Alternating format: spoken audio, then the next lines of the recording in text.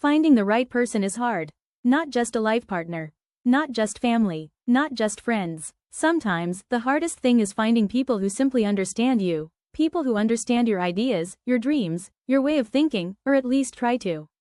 And strangely enough, this idea doesn't only apply to relationships. It applies to work too.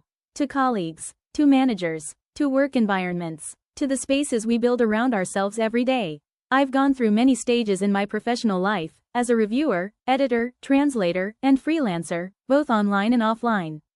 And one thing I've learned is this: work is not easy. Finding work is not easy. Keeping work is not easy.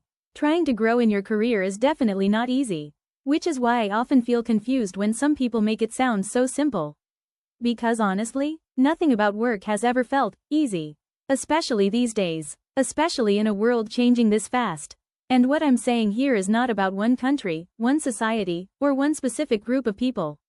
I have met people from different backgrounds, cultures, and countries. Some are not from my community, not from my religion, and not from the same environment at all. Yet somehow, many of us share the same feeling. Finding stable work, and keeping it, has become difficult. But sometimes, the hardest part is not even getting the job. Sometimes, the hardest part is surviving the environment around it.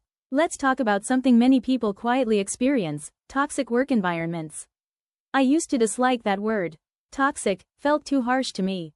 Too dramatic. Too overused. Until I actually experienced situations where that word suddenly made sense. What happens when your opinion is ignored? When your effort is invisible? When your hard work depends entirely on someone else's mood, preferences, or personal bias? Whether it's a manager, supervisor, or someone slightly above you in position, these experiences leave marks.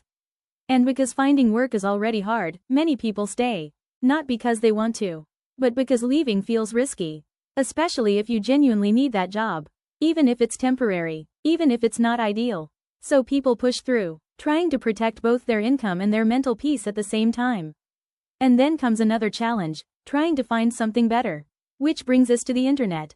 To the endless videos, the easy jobs, the easy side hustles, the endless promises. Everywhere you look, someone is saying, "This website changed my life. You can make money fast. No experience needed. AI will do everything for you." And maybe it's just me. But something about these videos feels strange.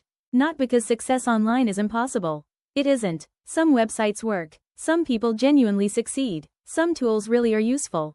But what often feels missing is the full truth. Because when you look closer, the story changes. The comments may have hundreds of people writing, "Helpful. Amazing. I'll try this." But very few people talk about what happens after. The hidden subscriptions, the limits, the paywalls, the expensive memberships, the reality that many free tools are only free for a few minutes, or sometimes a few clicks. Most subscriptions I've seen start around $20 or more. And for someone trying to earn money because they don't have money to begin with, that matters a lot. Sometimes it starts feeling like you need money to make money. And that can feel frustrating.